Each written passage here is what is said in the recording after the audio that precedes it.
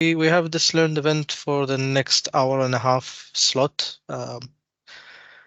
It's basically arranged by the IC Oman local committee, and thankfully we have a very good presenter, Dr. Tariq. He's privileged us with even other learned events earlier. Even last year, he had presented one about municipal waste, which was a very interesting topic as well. So to give a brief about the IC, the Institution of Civil Engineers has over 95,000 members around the world across 167 countries. Myself, I am part of the Oman local committee along with Dr. Tariq Omar as well, who is also a member of the local committee. Headquarters of the IC is in 1 Great George Street in London. Please visit it if you ever get a chance. It's an amazing building. And we have members around the world. So most of the local committees and these learned events are managed and coordinated and supported by the IC Middle East team from Dubai, based in Dubai. Regional director is Rida. Valentina, she's operations executive and one of the people with the attendees with us, and she coordinates and sends all those links and reminders about these learned events. And in case you're interested in becoming a chartered member, then you could get in touch with Aurelia Khisaf, who's the membership development officer for the Middle East, and she can support you about the best routes to membership depending on your qualifications and your experience as well. So we have a few members in our local committee. Most of them are local here in Oman, and it varies. We've got people from industry, people who are handling professional development, even graduate representatives. Most recently, we've had a change within the local committee where we have a new IC representative. That's the second one from the top, Professor Khalif Al-Jabri from SQU, and hopefully will also join us maybe today. In case you have any plan to deliver a learned event or organize a site visit to a construction site, those are more or less things that are earmarked or focused for graduate engineers or engineers, junior engineers who are still looking for the best exposure. Please get in touch with any of these contacts. Myself, Zainab Hamdani, who's our event manager in the committee, Dr. Sadiq Al-Masqati, or Khalif Al-Jabri, the IC country rep. And you can even just scan with your phone this QR code and it'll immediately take you to the Middle East LinkedIn group and you can join in. And you'll get to know about all the events, learned events, or whatever that are occurring and being sponsored or coordinated by the IC. Lastly, if you're a member, make sure you've got all your information up to date so that you can get the most recent update about learned events in your region. And country within the GCC or Middle East. And again, if you're a member, just make sure that you participate in the membership CPD survey. I think this is ongoing until the first week of December 5th, if I'm not mistaken. Again, you can scan the QR code and just do it on your phone. Takes you probably 5 minutes, but this will help the ICE to shape the future of CBD and how best way to make it accommodated to our members and their very busy daily lives. So an overview of the topic, it's about meeting future urbanization needs. It's expected by 2030, about 5 billion people on the earth be living in cities. So this results in growth in urbanization and significant challenges in meeting sustainability goals, particularly environmental and social sustainability. Cities, they generate around the world about 70% of waste. Most of them are at the coastal areas and under threat from global warming and sea rise. There are various options like tall buildings, which are planned to meet urbanization requirements, but there are other solutions as well. For example, cities using floating cities techniques, which can be viable to avoid these rise in sea level. So this event will just talk about the aspects of such design, including the materials for construction, and will be presented by our committee member, Dr. Tariq Omar. Dr. Tariq has completed his PhD in construction management from London South Bank University, and he's a registered civil engineer and a Euro engineer. And I think also an international PE engineer. I remember from the last time we had an event delivered by him. Has more than 18 years of experience, international experience, both in industry as well as in academia. And his research interests cover topics such as construction management, renewable energy, waste and resource management, construction 4.0, and engineering sustainability. And we're proud to have him here actually to present this interesting topic. Uh, Dr. Tariq, then I will stop sharing and let you share your screen. Yeah. Yeah, absolutely fine. Thank you very much, Hussam. And let me share my presentation slide. Um, Maybe I just add to the attendees. So far, we usually keep attendees muted. If you happen to have any questions, please put them in the chat. And at the end, we're going to allocate time to questions and answers and probably unmute a few of you who have raised questions if things are not clear. I think that's better so the presenter, Dr. Tariq, also doesn't lose his chain of thought. I think you're fine with that, yeah, Dr. Tariq? Sorry, Hussam, what you said at the end? Yeah, I was saying we'll keep questions at the end so you don't lose your chain of thought during presenting as well. Yeah, Yeah, that would be best. that's Yeah, yes, that's absolutely yeah, fine. Yes, yeah. thank you very much, Hussam, for that. All right. And is I just want to confirm that my voice is clear and loud, and my presentation slides are visible.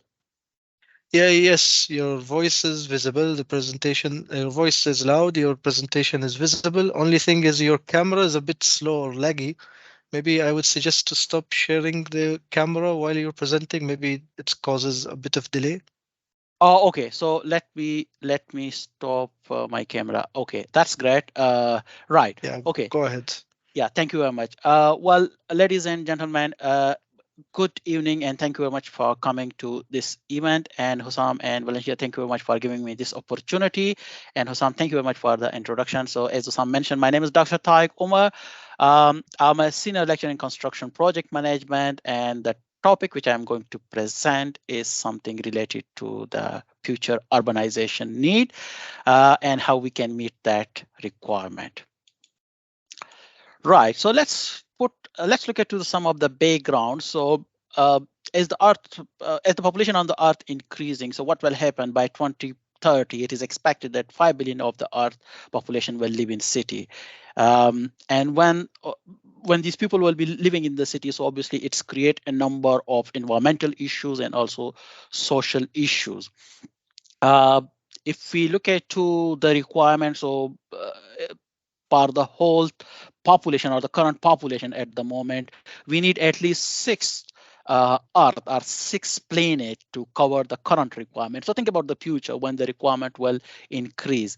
And obviously there is a logic. There is also a logic that why the people want to live in cities because it's provide better opportunities, better facilities, better lifestyle. That's why the people want to live in cities.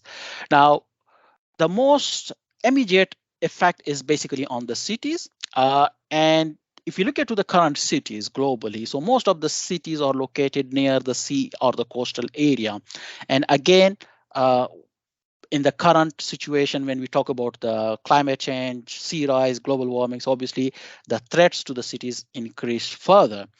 Now, when we talk about the sea rise, so it's a quite important topic, and you might be aware that it has attracted the attention of the Hollywood as well.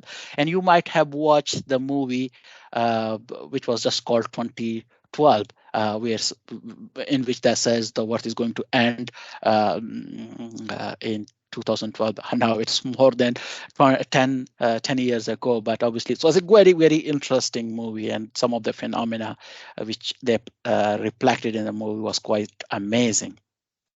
As Hussam mentioned, so obviously if we look at to the cities, so it's utilize or consume 70% of the earth resources, and obviously use a lot of the energy as well, because the consumption of the energy, if you look at to the global perspective, so we again use a lot of energy in cities, and that's why it's contribute to the emission, a lot emission.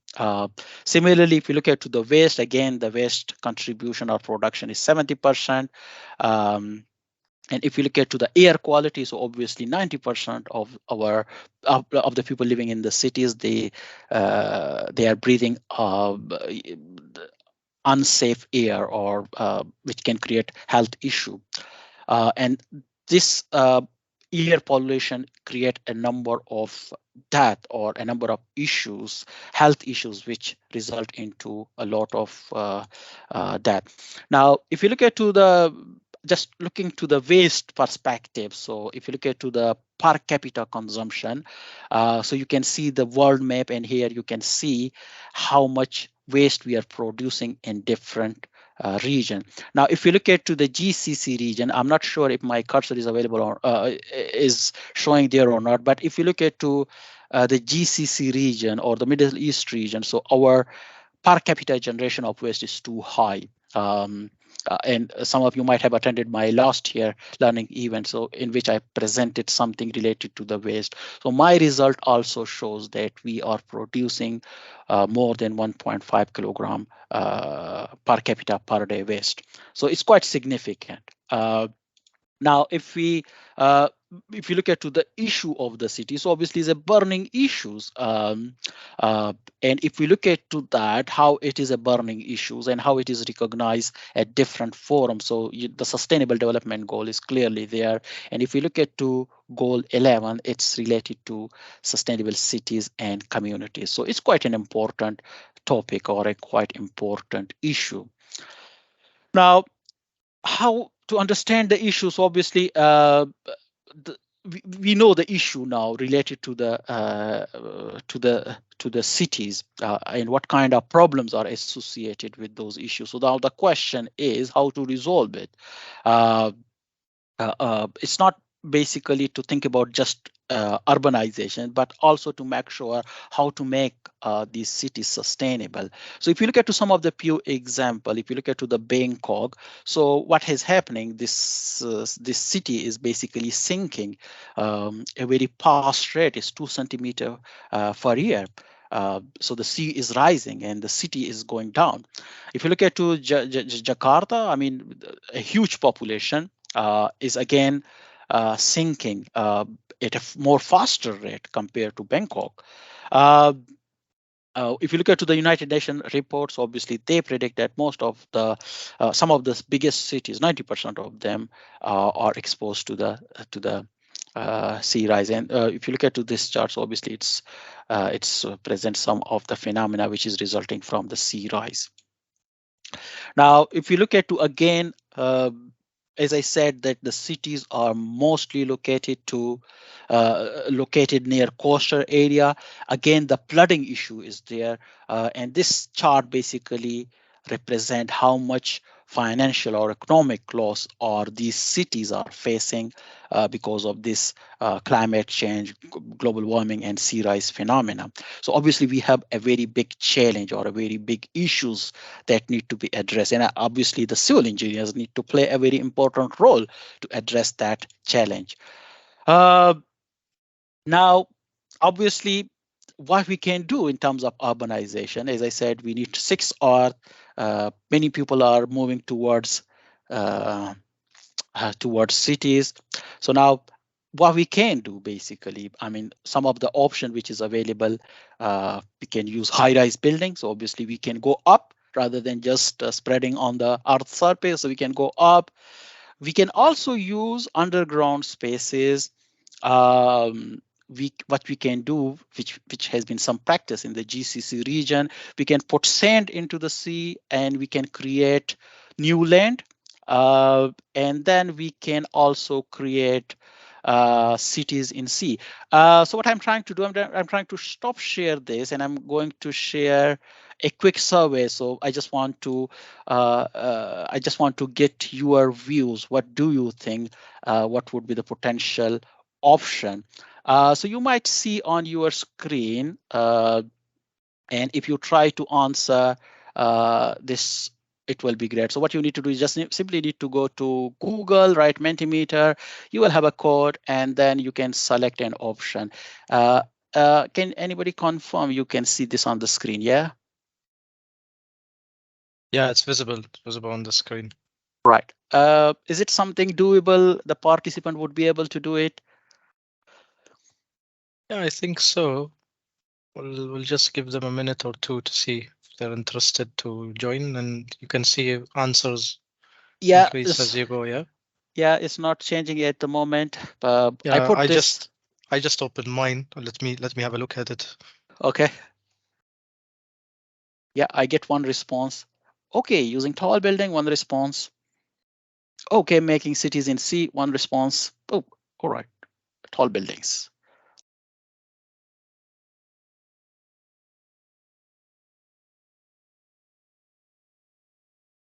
Underground spaces.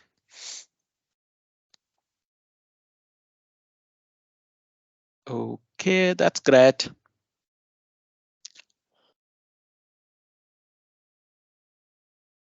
So still responses are coming.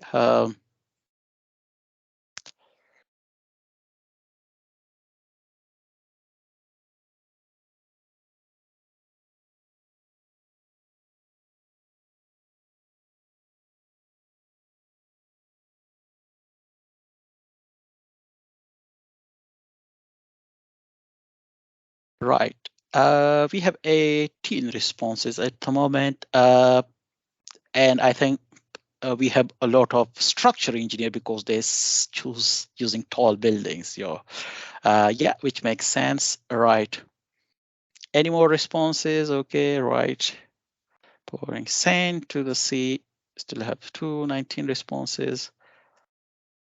Right. Okay. That's very interesting. And thank you very much for participating in that. I mean, you can still participate, but I think because of the time constraint, we will try to go back um, to the presentation slide. I give this opportunity to get your view. What do you think? What civil engineers think?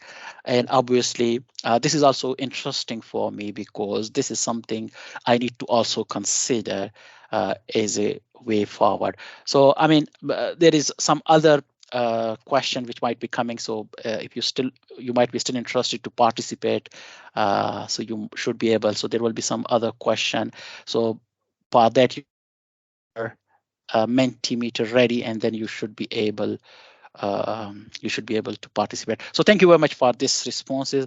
I can see and as you can see, using tall building is the first priority, and then obviously making cities in C is the second, and obviously the third, using underground spaces and pouring sand to C to create new land is both of them have same voting. So thank you very much for this. I'm going to stop sharing this.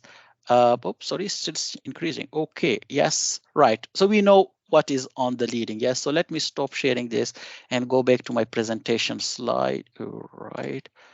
So can I resume? All right. Okay. Okay. So it give me the opportunity to resume. Okay. Sorry. Yeah, so you did that. If I can, right. So we did that. Thank you very much for doing this. And obviously, uh, we get the option. Okay, so some is also coming in the chat. That's fine. So obviously, what you are suggesting, that is your first option using tall building, and then it's followed by making cities in ocean, um, which makes sense. And then we have the second and third option. Right.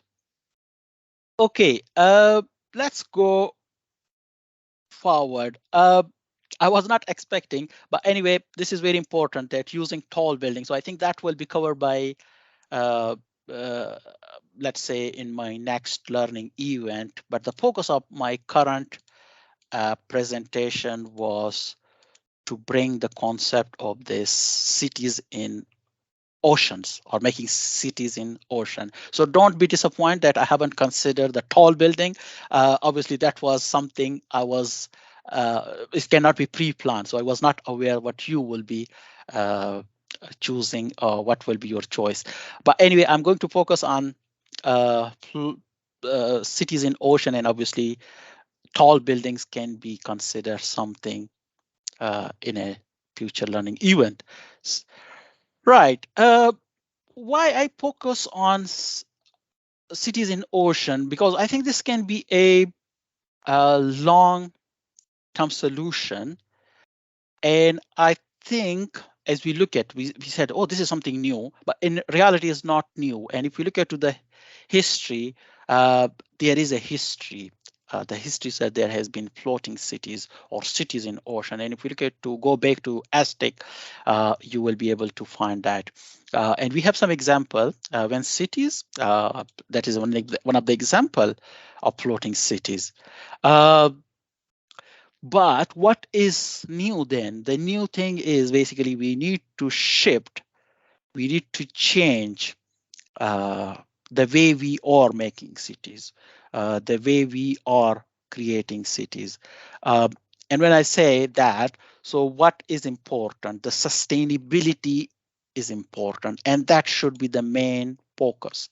Now, why I said cities, um, okay, I have shared the presentation slide. Somebody have mentioned. So can you confirm you see this?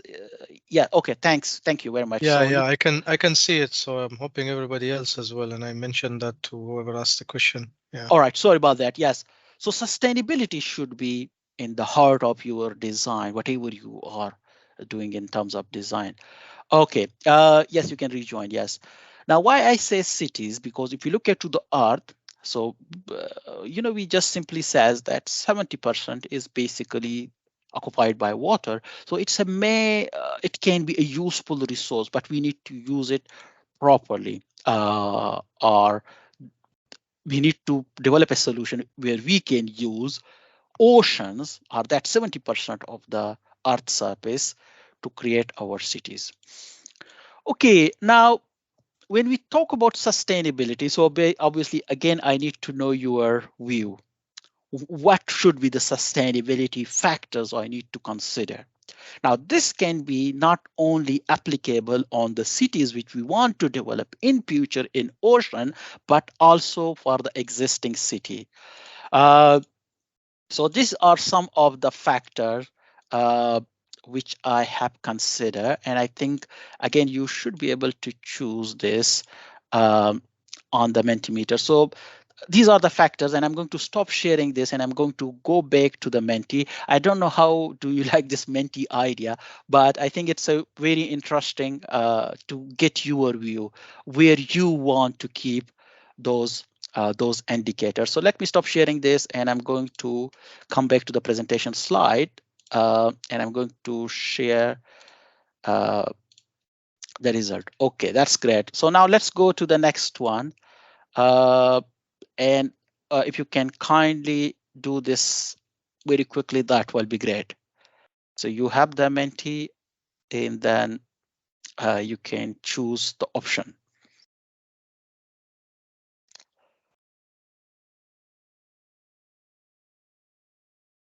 Is the screen is visible? Yeah, it's visible, Dr. Tariq. Okay, thank you very much. But this one takes time because you gotta rank the options, right? You gotta Yes, basically tap or drop the options depending on your ranking. So it'll take a few times until you get it. yes, no problem. That's fine.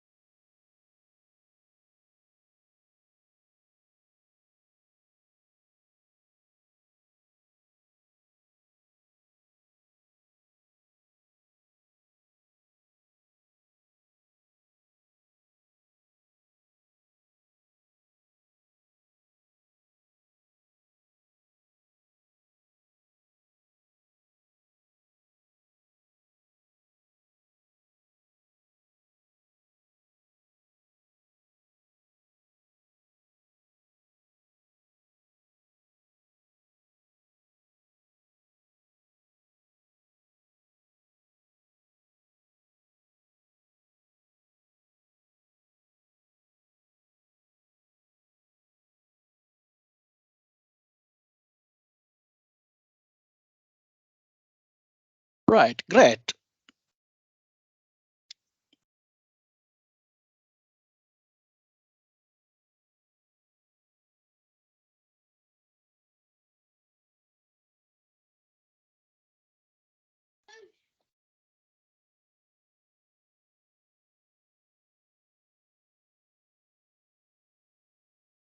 Looks like stop moving. Okay, yeah, it's still moving, I think. All right.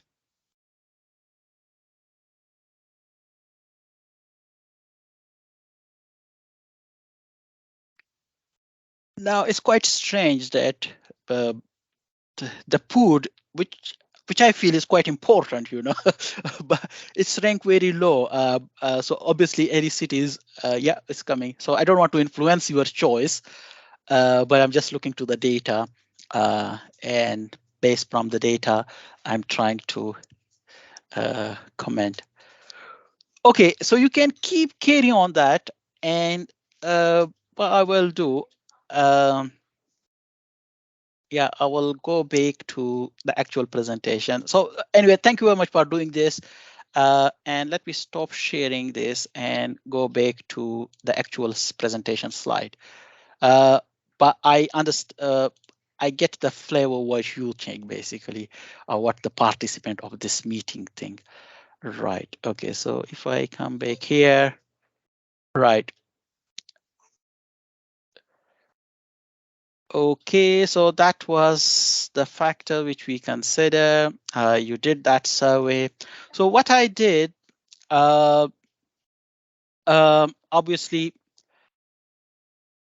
based on the data, based on my research, which I have done, obviously, it's include a very large number of the participant from different discipline and different background.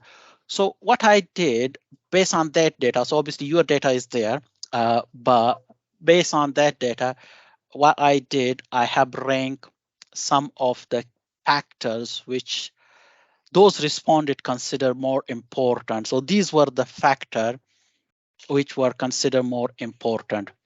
Now, again, there is another question, but I think it will take a long time uh, to to capture your thoughts on this. That how we can uh, achieve energy in a sustainable manner, or let's say water, food, waste, mobility, and habitat regeneration. So that is there, but what I'm trying to do, I might not give you the opportunity, but I will try to go with the data which I have. So obviously there is option to capture those, but the question set in Menti is not the way which can be done very quickly. So it's not quickly. So that's why I don't want to go in that way. Uh, I'm sorry, you get some noise in the background. Just give me a second. Yes. So uh,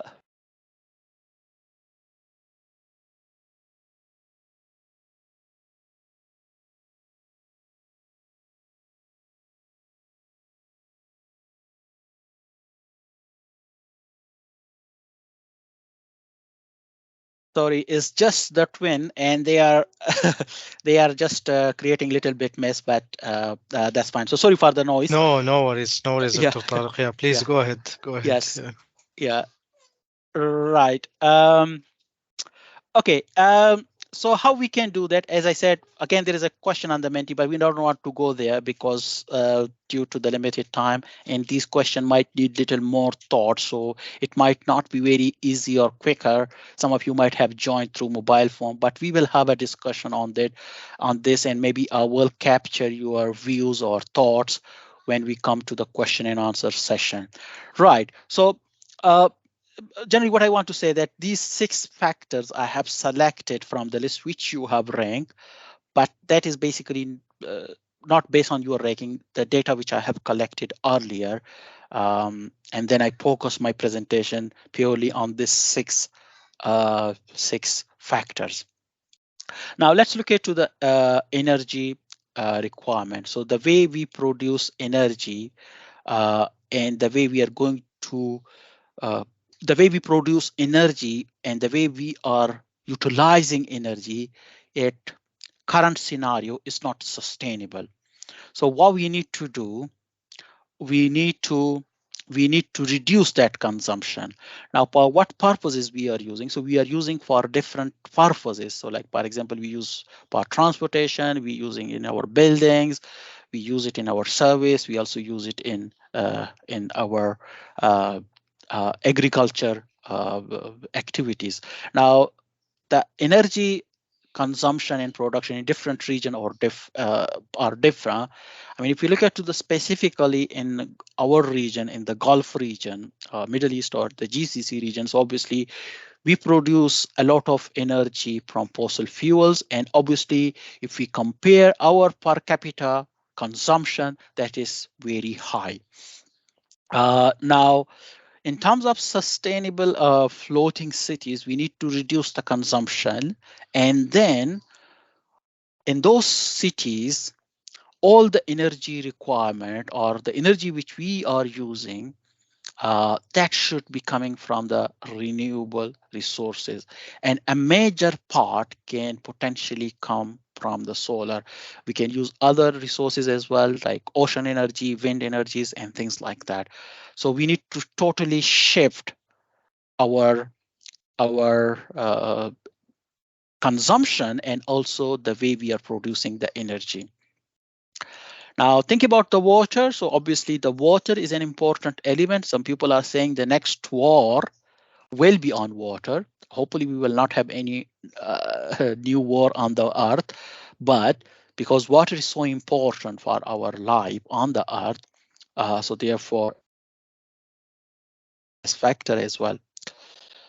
Now, the amount of water which we are using globally, if you look at to the per capita, again, this is very high, and therefore we need to reduce this consumption. So obviously there is a lot of approaches to reduce this consumption and reduce this requirement. Uh, how much we need to reduce? So in terms of sustainability, it should come to something like 600 liter per day. uh, and because we have different we use water for different purposes. So when I said 600, so what will be the breakdown of that? So obviously we have agriculture purpose, domestic, industrials, and things like that. And then how we can utilize the water. So obviously when we said ocean, so those cleaning process will be there. And when we are talking about the sustainability, so utilizing or cleaning the water, again, is an expensive process. So when we said sustainability, so it's not only environmental sustainability, but we also need to look at to the what I want to see is the economic sustainability, financial issues. So as an engineer, we not only to focus where the water will be coming from, but we also need to make sure uh, that should be economical. So when we develop a sustainable city, uh, it's not only the rich people can be able to live there. It's every person or a common human can be able to live in that city. Now, if you look at to the ranking of the current sustainable cities around the world, so I don't know if it is still Copenhagen or some other country this year or not, but the question is, can a common person bear the cost of living in that city? That is an important question. So if someone cannot bear the cost of living in that sustainable city, for me, that city is not sustainable. It's not only just to look at to the environmental factor, we need to look at to the other factor as well. Now, as I said, food is quite important. Uh, now, as a human, we have a very we have different intake, but if you look at to the average, so this chart is basically presenting how much food as a human we are taking, and how much calories. Obviously, again, is a question: how much calories do we need? Now, what will be the production of the food? So obviously we are talking about living in ocean, making cities in an ocean. So obviously there is a number of approaches which can be adopted. So we have an approach to do indoor farming. Have an approach to do outdoor farming. So we can also do 3D ocean farming, aeroponic and aquaponics. So now these are different approaches. Again, is a quite complex and obviously separate topic from engineering, but these are the process which can be adopted to have sustainable food food production in um, in floating cities or sustainable cities.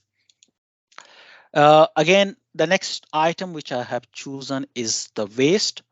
So again, when we say the waste, so obviously we can look at to our region, the GCC region. Uh, so again, we are leading the world in terms of waste generation. And if we look at to the global perspective, so majority of the waste is directly going to landfill. Now, when it's go to the landfill, so what is happening in that is basically creating a number of environmental issues. So there is emission coming from that. And if some of you might have a chance, some of you might have a chance uh, uh, to attend the last my last learning event. So I try to calculate how much emission we are getting from that.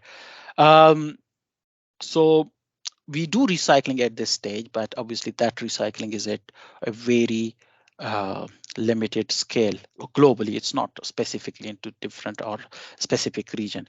So what we need to do, obviously, first thing is we need to reduce the waste production, and then we need to adopt recycling and reusing, and that will be one of the main method uh, to uh, to dispose the waste which will be produced in those sustainable cities. So obviously we need to have a collecting waste collecting system. We need to have an exchange hub. Uh, I mean, obviously the public participation is also important because so we can segregate the waste. So when we said municipal solid waste, so we might have different items. Some of them will be recycling, some of them will directly go to compost. So we need to do those recycling. So we need to give or create a kind of awareness in public and their willingness to participate in those recycling activities. So we need to have a community compost garden, and that is something also help in the outdoor farming. Um, and then we need to adopt other recycling approaches as well to get rid or to properly uh, treat our waste. So it's just a kind of a kit which can be considered for sustainable cities, which can potentially be made in sea or ocean. Now, when I said sea or ocean, so it's not only we can adopt or implement these approaches in those cities only, we can even adopt it in the existing cities as well. Now think about the mobility. So mobility will be significantly different from the mobilities which we are which is in practice now. Because why it will be different? Because we are talking about living in sea. So we might have small cities, or not small, big cities, but obviously it will not be one city, right? So what we need to do, we need to connect those cities in a variety of way. Now, uh, we still be able to use cycling there, but we need to use boats as well. So if it is like a cities and one cities, how the one cities can be connected to another city. So the boat transportation will be one of the medium. And again, when we look at to those method of transportation which can be potentially used, which you can see on the chart as well. Uh, so we need to make sure that the energies which we are utilizing is again coming from the renewable sources. We need to adopt the mode of transportation which include a variety of transportation mode, like for example walking. So now somebody who has a car, so what is happening now, even if he just need to go half a mile, so they have a car, so they just simply sit in the car and drive the car. So what is that half mile can be walk, as well. So I think the walking practices, the cycling practices need to be promoted. I mean, we can use drone as well, the cable cars and things like that to meet the mobility requirement in a sustainable manner. Right. Now, let's look at to the habitat regeneration. Now, as I mentioned, we are talking about making cities uh, in ocean. So now this is something that you think about that, there is sea all around, there is water all around, and you want to create a city in that. Now, if you recall from the initial presentation slide, what I said, we can pour sand to create new land. So we can pour sand in the sea. Obviously, we are taking the sand from the sea and we are pouring again to the sea. Again, is an unsustainable approach. But then the question is then how we are going to make the cities in ocean. We definitely need a foundation. So we are all civil engineer. Um, so what we want to say that how we can create a foundation for the city. So now here you need to think about the new material.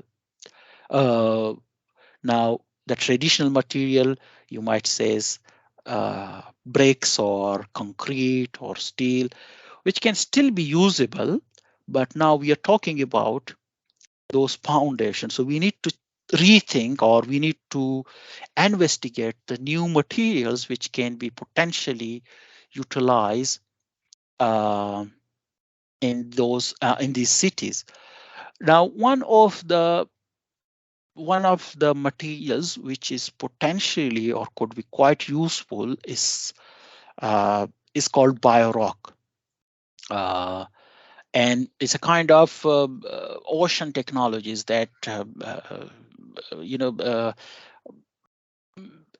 can be used to grow and heal itself, and it's become stronger as it's become older. So that is one of the materials. Now these materials can help in a variety of ways. It's not only to basically provide a strong foundation for the floating city, but it can be utilized for different other purposes as well. So if you recall in the initial slide, we talk about that our cities which are located near the ocean, they are under threat of the sea rise. So now when we make a cities within the sea or ocean, they will be more exposed to the water, right, and the flooding and things like that.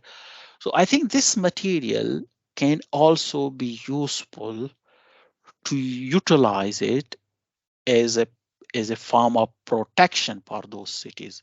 So it's not only just to provide a foundation for that, but it's also um, it's also important to uh, to kind of provide a protection.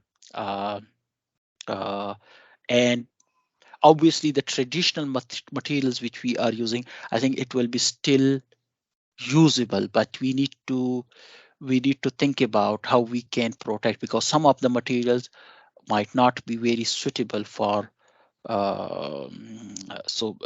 are talking about the sea environment, so think about the corrosion. If you're using steel, so obviously those protection will come in, and other possibilities which can protect the material. So we need to think about the deterioration process of the material, and again, stuff like that.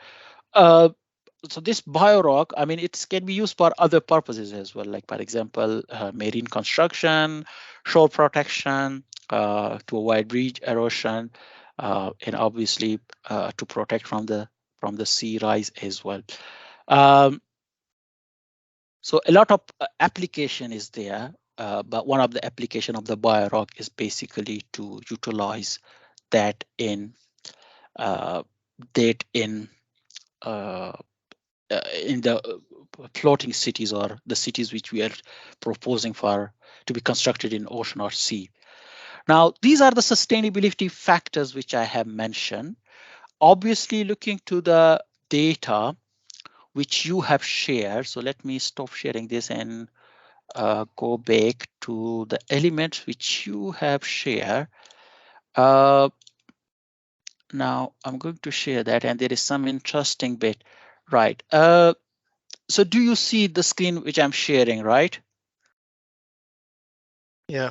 Yeah, so the first factor is risk management. Then the second is design and material, water management, land management, habitat regeneration, waste management, food, mobility, energy, human comfort, temperature and humidity. Now let me start from the last one, yes, which is rank at 10th. Now think about how many of you might be uh, might feel comfortable living in a city, or let's say living in a house where around you on each side there is water. And think about, you know, the temperature, think about the humidity, how much you will be comfortable. Now I know some of you might be saying, oh, this is quite nice, because sometimes we go on cruise ship uh, on, let's say, holidays in the sea. So yeah, we go there and we enjoy that, but we go for a few days, right? Now we are talking about we are going to live there forever.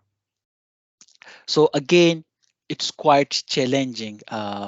We need to assess that human comfort, how much we might be comfort there. So it's not only to think about from engineering perspective, but it's also to look at to the social issues. Because when we said sustainability, so sustainability is, if you look at to the three elements: environment, economic, and then the social. So now we are making the cities for the human, but let assume our data reveal that the people are not compatible there, then it's not a viable solution. Now the question is why I have not considered that in my research.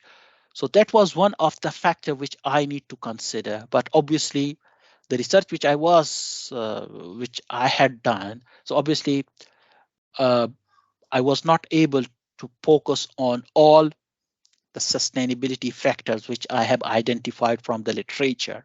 That's why I asked my respondent to do the ranking. And based on the ranking, I choose only the top sustainability factors or element or whatever you want to call it. Now, the solution which I have provided for that was only related to those six factors. Now, human comfort, again, this need to be investigated. Now, how we can investigate that we need to have a small scale project, and then we can bring people to live there, and then we need to assess the comfort level, how much they are comfortable, how much it's feasible for them to live in a city. So we are bringing that what I would say 100% shift. So either that shift is workable or not workable. We are bringing solution for human, but let assume that the human are not accepting that solution, then we need to think in other ways. So then we need to think about the tall building. So we need to focus on tall building, or let's say underground surface or things like that. Now, risk management, again, that is what I was expecting, that it should come from a top factors. Again, we are looking to responded responses from only 24 participants. Risk assessment obviously is quite important for this project, or for a project like this, because this project um, is something we are shifting everything, or we are shifting the focus, or we are doing something which is completely novel. So we are making cities in ocean. Currently, we are making cities on the earth, sorry, on the surface or the ground surface. Now we are thinking about making cities in ocean. So I think the risk assessment is the main factor.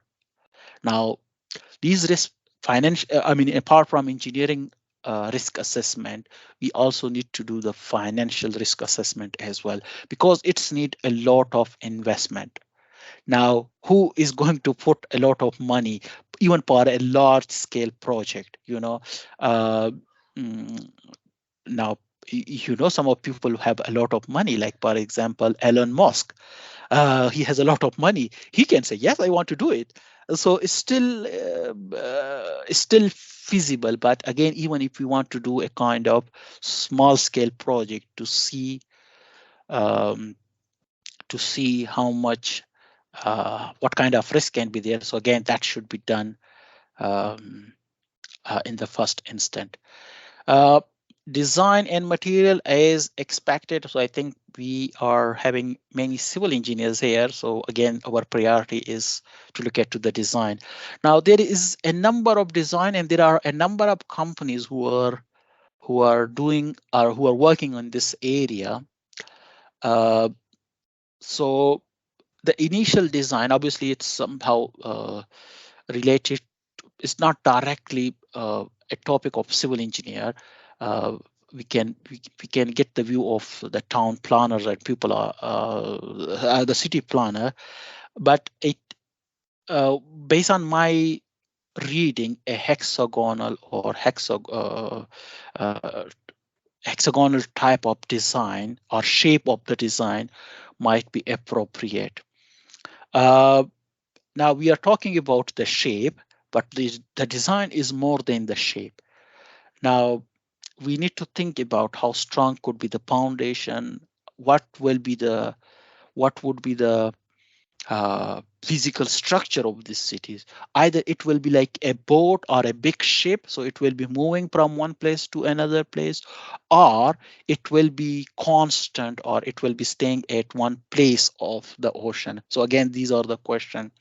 In terms of materials, so I give an example of biorock, but again, when it's come to the sustainability, so that material is potentially sustainable. Uh, Now, when we look at to our discipline or civil engineering, or let's say we consider the built environment, so again, we have a very big footprint because we change the natural environment to built environment. So again, we produce a lot of emission. And when we calculate the carbon emissions, obviously, uh, the material which we are using in construction, like for example, concrete or let's say steel, they are producing a lot of emission. So I think that is another important aspect of this, because we need to find a material where its emission uh, can be less than the traditional material. Now, what are the material available? Because if you look at the cement or concrete, now we are using this for centuries. Now there are some material. Sorry, if we just look at the concrete, so the main materials which is responsible for the emission is cement. So we need to focus on cement. Now, cement is important because it's a bonding material, but some of the alternative materials was to reduce that emission factor. So some of you might be already aware, a project which I have recently submitted for funding, um, uh, and hopefully if it is funded, then I will be able to do the investigation.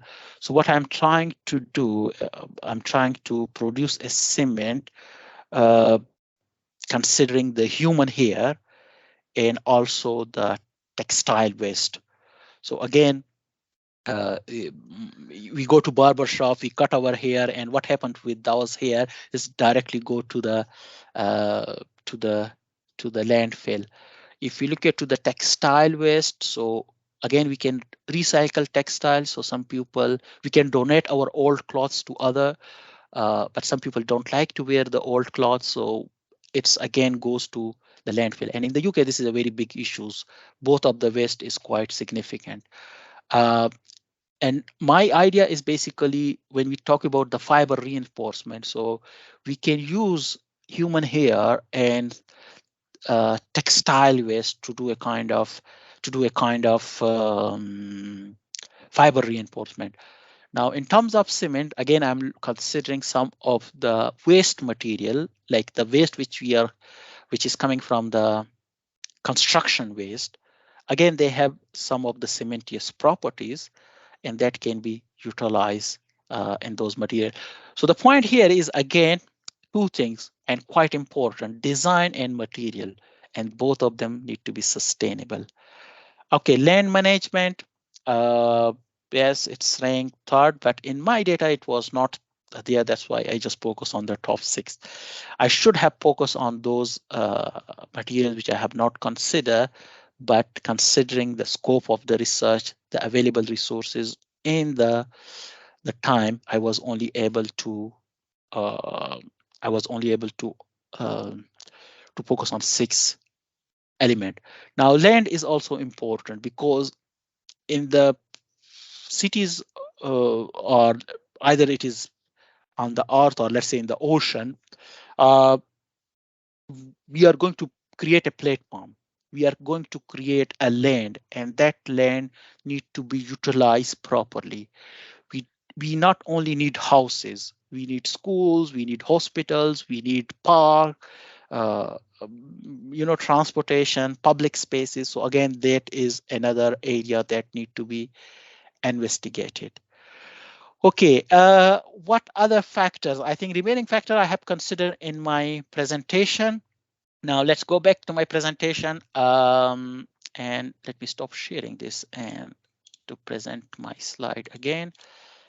Okay.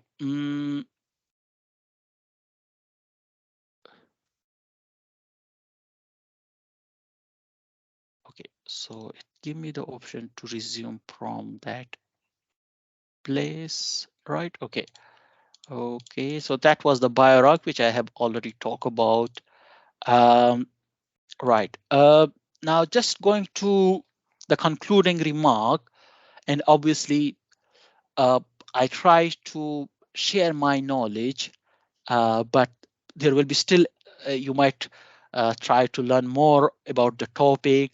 So what happened is I mentioned I have done this research, and obviously what you can do, you can read further on this in the paper which has been published in an ICE journal. Uh, so this paper is available. I think I received an email from the ICE that this paper is now available free to read and download. So I think from the link you should be able to download it. Now, as I mentioned, we have a big challenge. We are talking about the future urbanization. We are talking about the future population. We are talking about the future requirement. So if you recall that at this stage, for the current population, we need 6 Earths. Now, thinking about 2030 and 2050, then how many Earths we are going to need? Now, some of you might be saying, no, it's not going to be a problem because now we have reached to Mars and we should be able to live on Mars by 2050. Now, the problem is, yes, the exploration is going to live on Mars is still underway. We still need a lot of information about the Mars. Uh, Obviously, the oxygen and things like that we need. Can we live on Mars? Now, think about traveling to the Mars is another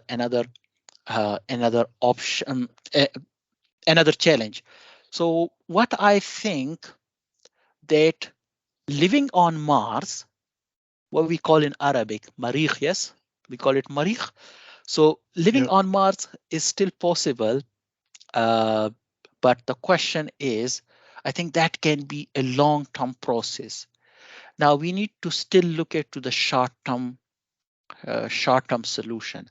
Now floating cities again is not a short-term solution, but I think it might be more feasible than waiting for the solution which is going to come from the Mars. So with those remarks, that is the end of my presentation. Obviously, the floor will be open for the question and answer. But before you open the floor for the question and answer, you can get in touch with me through my email. You can write me through my Gmail. Both of them are there. If you want to write to me on my university email, you can write to me. I know this is the era of social media, so many people use social media.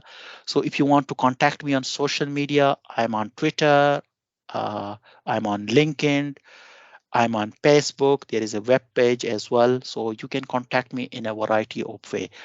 Well, thank you very much. Uh, Thank you very much for your kind attention. I'm now open for your question, and thank you very much. Thank you, Dr. Tariq. Very interesting topic, and also thanks for making it a bit interactive, particularly with the Mentimeter and that survey. So I think even the attendees they like that, so it's a bit of change of pace. I think there's a few questions in the chat. I'll just go through them. Yeah, no problem. What do we have? Is a presentation being shared? No, not that. Somebody from, oh, this is a question from Yazid Al-Utaibi. Could please share some example of cement alternatives? Yes. So do you want me to answer that question? Yeah, go ahead if you're able to, yeah. Yeah. So when I said similar alternative, so again, we are living in 21st century, right? So we don't want to have a alternative which might not be compatible with our current requirement. So I mean, when I said current requirement, so if you look at to the history, what we have been using in the history, obviously we have been using lim. Lim, I don't know what is called in Arabic. Uh, yes, so we have been using before cement. We have been using lim, and in the UK there are still building which has been made through lim. So lim was like a kind of like a kind of materials, a bonding material. Now, if we go back from the limbs, obviously we use mud. Now, currently, what is the alternative replacement of cement? So again, I think at this stage, we cannot able to replace cement 100%, but we can replace cement or some percentage of the cement with some alternative material. So for example, we can use some kind of the waste, like for example, if I refer to the ceramic waste, uh, uh, I have a paper, I have some testing on that, and from that I was able to claim that we can reduce cement in concrete uh, by 30%. So we can use ceramic waste. There are other material as well. There is GBS, that is there. There is fly ash, which we can potentially use. Uh, Even microsilica and Silica also, fume, yeah, silica fume.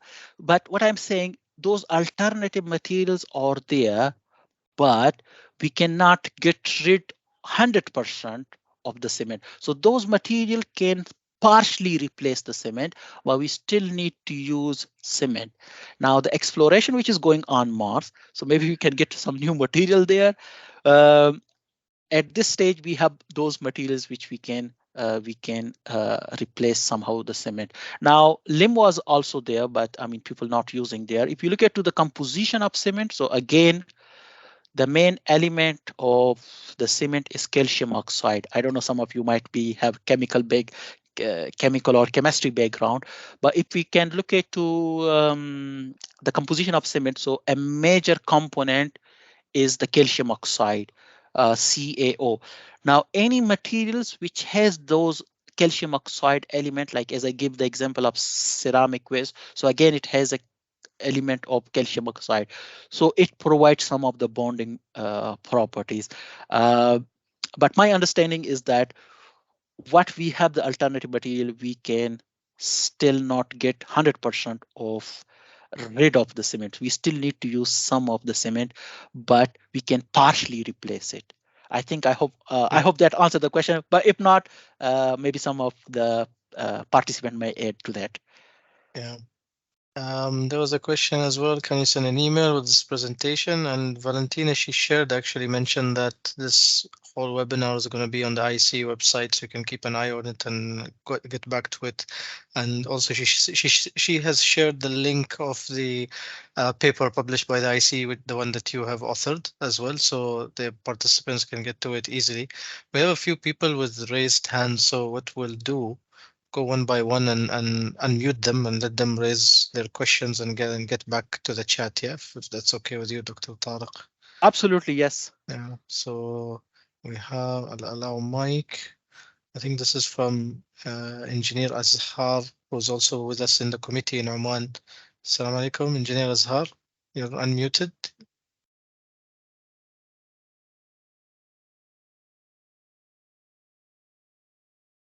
Hello, Engineer Azhar. Can you hear us?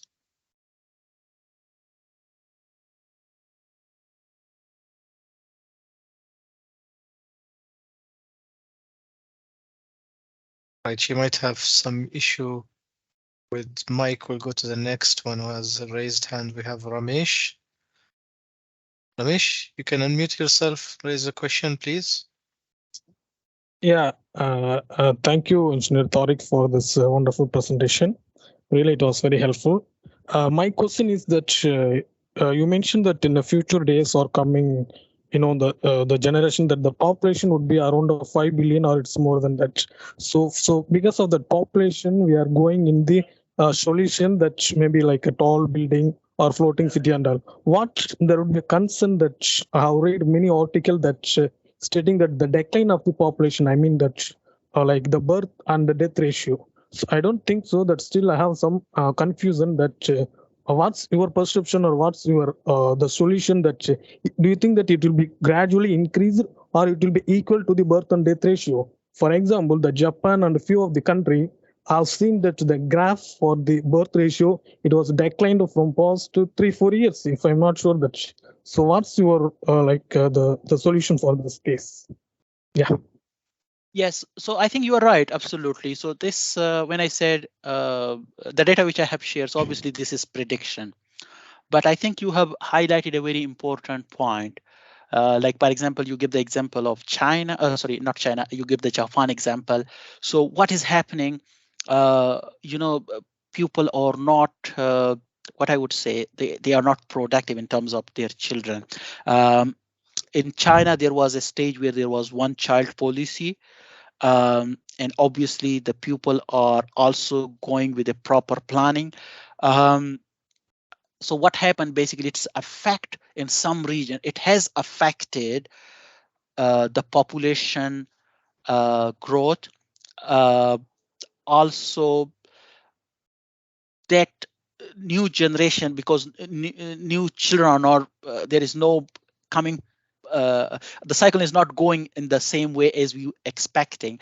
So what is happening, the life expectancy is increased in some countries. So what happened, majority of the population is becoming older, aged population, but that is still fine, but we still need young people as well. So I think you are right that that that ban on or the policies like one child policies or something like that, that is controlling the population. But I think most of the country has now realized that we need the population, and then they are now providing some of the benefits. So if you have an additional child, you get this benefit, that benefit, or things like that. Uh, I mean, obviously, uh, this is quite a controversial topic. People have different, a kind of different, what I would say, choices or preferences. Some people even don't want to marry. So, but there is a quite of personal choices there. But I think the point which you have raised is quite significant, and obviously this has been now realized as well. So the countries who has the policies of like one child policies or things like that, they have revised, and they are now providing more support to the people who are bringing children. I'm not sure if I have answered the question, but I think the prediction will be still valid. So when we said how much will be in 2030. So again, that will be still valid, because the issue of the population in some of the countries, not everywhere. So we have third world countries or developing countries where the people don't have access to proper family planning or birth controls related issues, or there are some kind of religion factors which says no, you should not do this, or you should not use that or those. So again, the population uh, will be still increasing. There might be some demographic change, uh, but again, I think there will be an increase. And when we said the population increase, so we look at to the global data at global level, not specific countries. Uh, uh, I'm not expert in that area, but this is what I know only. Yeah. Thank you. Yeah, thank you. I got the answer from you actually. Thank you, Engineer Tariq. No problem. Thank you, Ramesh. Dr. Tariq. I'll just go back to Engineer Azhar. Okay. Engineer Azhar, can you hear us? I've tried to unmute from your end. Can you check, please?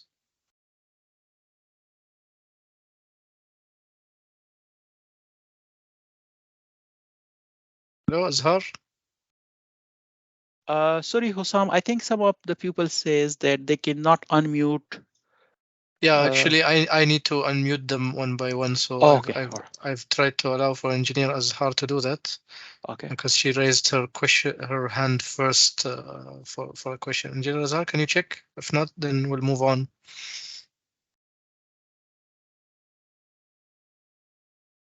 Right, seems to be an issue, so I will just move on. There's Abdurrahman Atif, so I'll allow Mike. Abdurrahman, you can unmute yourself. Hi. Hello. Good evening. Yes. Dr. Good Tariq. evening. I hope you are. Good evening. I hope both you are hearing me. Yes, we can hear you. Yeah. Actually, thank you for the great and amazing presentation. I go through the point you mentioned in the presentation. However, I have some point need to be clarified. You mentioned regarding the energy aspect that we need to reduce our energy. But as you understand now, with the new technology and the new development, I believe we need more energy. Okay, we can be energy sufficient, but we need more energy. And we need to, okay, I agree with you, we need not to use it from a fossil fuel or non-renewable energy, and instead that we have to use it from renewable energy. How we can achieve that? Shall we can use be energy efficient, or we have to use more renewable energy? The second question, regarding cement alternative, I heard recently about new technologies such as carbon capturing. And there is a company, I think in Canada is working it called Carbon Cure. And I think they are doing great. What you think about them? Thank you. Thank you, Abdurrahman. So coming to your first question, when I said the energy consumption, so the way we are producing energy is not sustainable, and the way we are consuming energy is not sustainable. Now, if you see in my around, so it's getting evening now, but I have still not switched on my light because I know the energy in the UK is quite expensive. But when I was in Oman, the energy was quite cheaper. It was quite subsidized. So I ignore those small points. Now, if you compare the energy consumption, let's say in any our GCC country, and try to compare with the energy consumption in the UK, you will see that in Oman we are, let's say in other GCC country. I said Oman again and again because Oman is so close to my heart because I have been working there for 10 years. So if we compare those consumption, we are consuming a lot more energy compared to other countries. So when I said we need to reduce the consumption, yes, we need to reduce the consumption. Now we need to think about why the energy consumption is more. So obviously our social behavior is important. So do we care or we don't care. Yes. Secondly, we need to have energy efficient building, which can reduce the energy consumption. So if you look at to the lighting, so obviously we start from where fluorescent to, you know, what we call this energy saving lighting. So obviously that is more efficient, and this progression still need to continue. Our building, like if we consider the Gulf region environment, so obviously we have a lot of what we have hot climatic conditions, so we need to use ACs, right, which consume a lot of energy.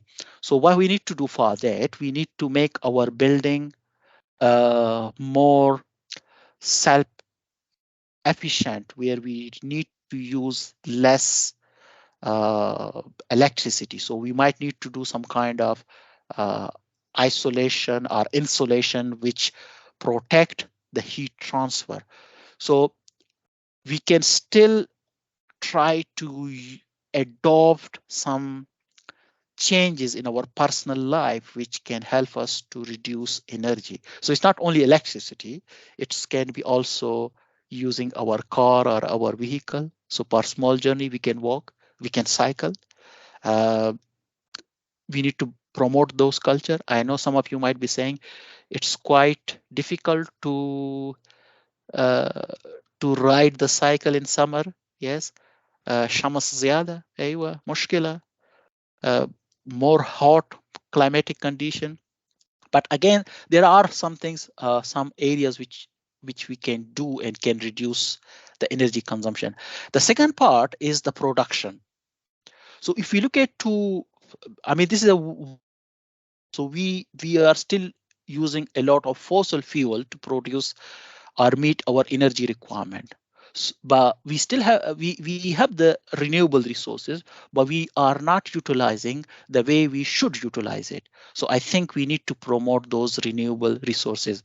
I have worked a lot of renewable energy, and if you can access to the paper which is shared on floating cities, so click on my name, you will get all the paper, and most of them are based in the GCC region. So you will be able to get a lot of the work which I have done, and a lot of the challenges which I have investigated there, why the progress towards renewable energy is slow. So again, that will give you a very good understanding. So I think I covered 2 points, uh, consumption and production.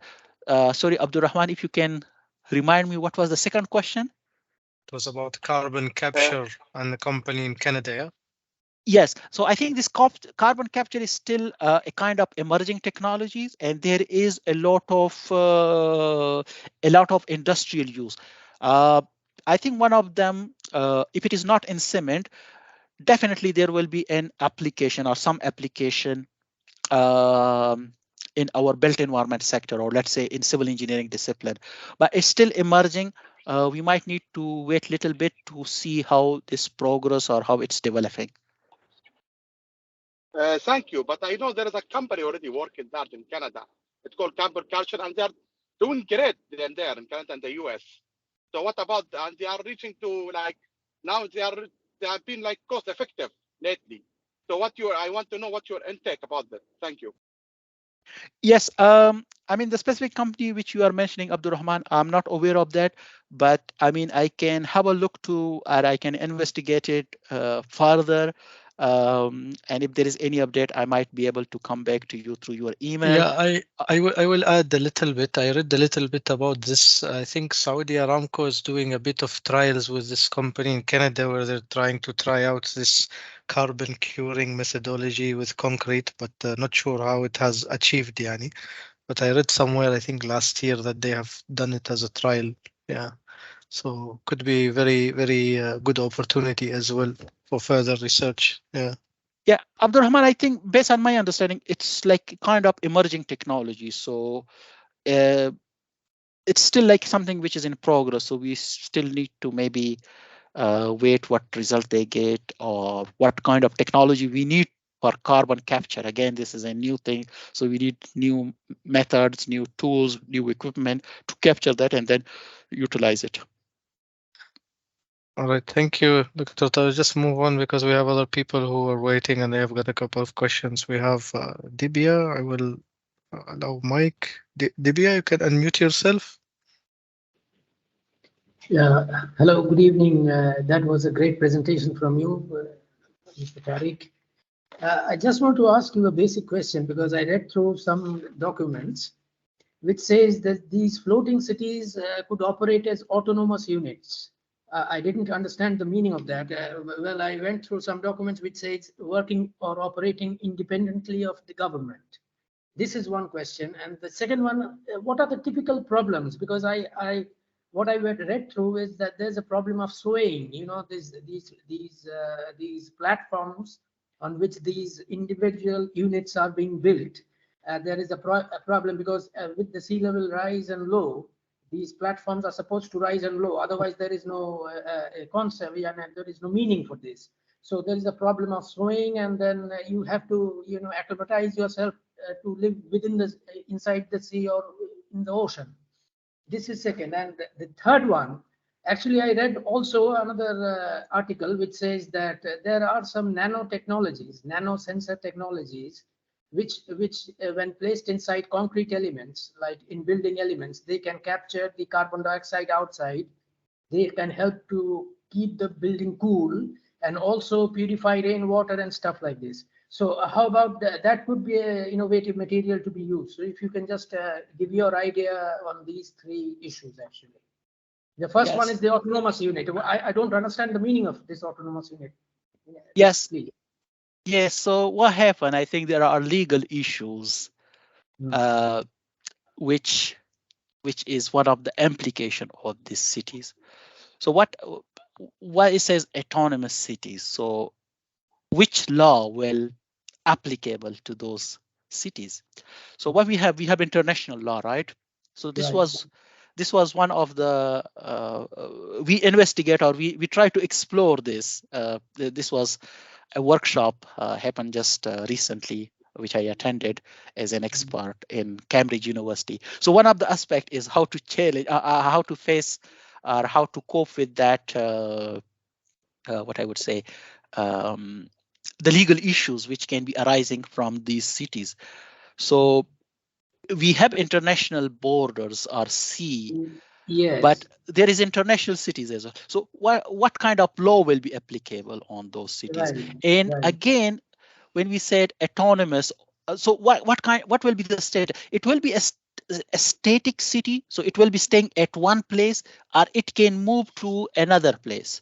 So sometime it will be in Indian Ocean, sometime it will be in Oman Ocean. So then which law will be applicable on that? So I think that is still a challenging issue.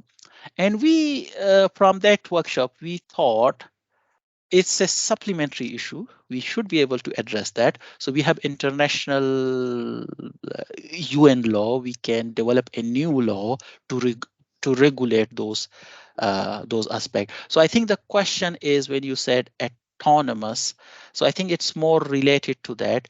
And when we said autonomous, so what we use another term, self-sufficient. So when I said self-sufficient or autonomous, I do not rely on the resources from other places. So when I said this should be an autonomous city, or this should be a self-sufficient city, so whatever is my need, I should generate that by my own. Does that make sense? It does make sense, but I think your part in your speech, the portion which said that it maybe sometimes we will live in Mars, I think that would be easier. But one thing I would like to ask you again, based on this, what about the development boundary of the city? And if we go for urban planning, there is a development boundary, right? So if we are outside the international borders of other countries, not really landlocked, so how is it related to this? It is not solved, or there is no solution to this or something, or what is the status? So what happened, one of the companies which is working on this project, and I have been in discussion with them. So what happened, they have taken this issue of the regulation, or the, what I would say is the international law or regulation. They have presented the idea in the UN. And again, the UN says, yes, it's quite interesting. And obviously those implications which we discuss, that what kind of law will be governing on that. So I think there should be something new coming to regulate those cities or to govern those cities. It cannot be like a new state, right? Or Right, an right, independent right. state. So Correct, correct. something should be there. Something should be in place there. I think, as I said, I attended one of the workshop in Cambridge universities. So some of the policies maker are working on this. So it's like a multidisciplinary project. So I was there because I wrote this paper. I did Right, this research. So they invited me. They said, you come. So I said, well, policies is not my domain, but I said this is something which can be addressed because we have international forum, and we can bring people on the table to develop right. something or to regulate those cities. So I think it's still possible to manage or address that issue. I think the main important thing is, and then I try to hijack their focus. I said, no, hold on, policies is still fine, but we need to Yeah, find the engineering solution first, because I yes, said yes, we need to answer, is it feasible, is it doable or not? yes. If we said it's feasible and doable, then we go to other stuff, right? Policies, regulation, and things like that. If we said it's not feasible, then uh, we don't need to create unnecessary policies or regulation. Hope Right. that Divya answered the question. You have another question related to cement, right? So you said, No, no, uh, that was actually not a question because there was some discussions regarding. So I read somewhere in New Civil Engineer magazine that in building elements and concrete, if they are trying with nano sensor technologies, whereby you can absorb the external carbon dioxide and help to keep the building cool, sort of self-reliant buildings, as you were saying, sort of self-reliant buildings. And how much it is different from 15-minute cities. There is a concept of 15-minute cities and this floating city. So it's all like there is a conspiracy also with the 15-minute cities. So do you think, or do you know any like counter argument with these floating cities as such? so basically, because I have done the research on Mm. floating cities, and I consider floating cities uh, is a solution for the urbanization. Okay. And I feel that it's still a very difficult solution, but I Yeah. feel that it's still doable. Yeah. Uh, so I support my arguments Right. rather Right. than because it's when I said tall buildings, I said no. Rather than going tall building, go to floating cities. So, Yeah. and then I put the counter argument for that as well. Uh, Yeah. so this other concept which you have mentioned, obviously there is a variety of way. Mm. And sometimes what I said, we need to we need so if there is a dialogue, we need to convince each other, right? So which Right. solution Right. is Right. is Right. the Right. best solution? So when I said this is my research and I try to support my argument, but it's not something that I always say no, this is the only solution. So this is not the only solution. There are other Correct. solutions as well. Yeah. Yeah. Thank you. Thanks a lot Yeah, for your information and the knowledge. It helps us. Thank you. Thank you. yeah, thank you, Dr. Tariq. Just mindful of time, we're just at 8:33. Um, I might ask, some of the attendees if they still have any question, they might even raise it by email. And Hussam, yeah, if it is me, I'm still okay to answer the question. So for me, if you said if the time is if you are conscious about the time because of me, don't worry about that. If you are okay, I'm okay, and obviously oh, the audience are okay, so I'm okay. yeah, audience seems interested. I'll take another one question and then we'll just conclude. Yeah, if that's okay with you. Yep. So just give me a second. We have Hassan, Saleh, Rashid. I'll unmute you. Hassan, can you hear us? Hello, Hello, good Hassan. evening. Good evening, Hassan. Yeah, please go ahead. What's your question? Okay, Dr. Tariq, first of all, thank you very much for the presentation.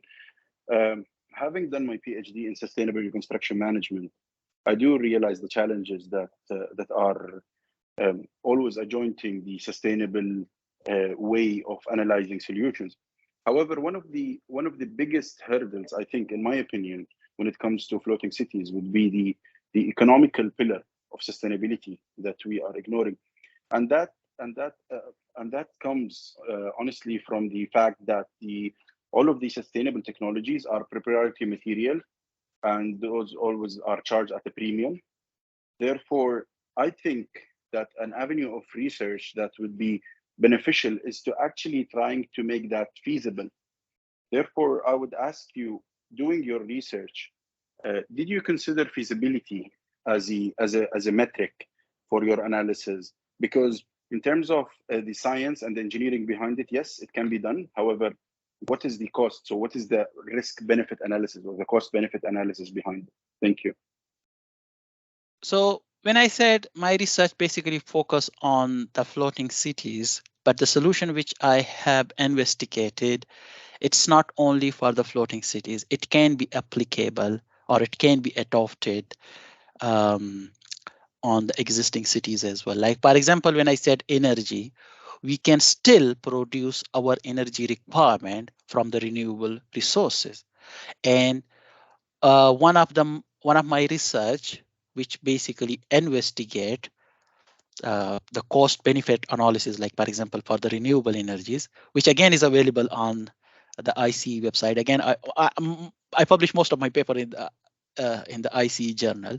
So in that paper, I have justified that the energy which we produce from renewable resources is financially viable compared to, considering the existing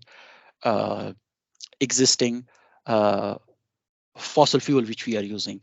So I have demonstrated that. In terms of waste, again, when I said this was one research and I look at two different sustainability factor, but energy is covered in my separate research, waste is covered in my separate research, and other elements are again covered in my other research. And that research has been already published. Like, for example, there was a time when I was investigating geothermal energy in Oman. And obviously in Oman, we have solar energy, we have very good sun. And then we also have, when I look at to the PDO, some of you, if the people who are from Oman who will know Petroleum Development Authority, they are responsible for exploration, taking the bores from the earth, analyzing the content, the oil content. So I have analyzed their data and I said there is potential for the geothermal in Oman. And then I established that even geothermal is comparatively cheaper than solar. So when I said it might not be in, you might not find this data in the paper which is shared in the presentation, but there are other paper which I have worked on that. Now, the only problem is, which I think is important, is basically to consider the human comfort. Now, this solution is for the pupil, for the human. The pupil will be living in those cities. Until and unless they are not happy with those in those cities, then we can not implement this project. Now, to assess that comfort zone, we need to have a small scale project. Now, when I say small scale project, now what will be a small city? Even if we make a small city, it's still very expensive. The cost is very high. Now, that is the major risk. If we develop that one project or a test project to see is it viable or not, and let's say the result says it's not viable, then that is absolutely loss. But let's assume that the results say yes, then you have a wider sea to utilize for the future urbanization. Mahmoud, I believe I've answered the question, but if not, please feel free to speak.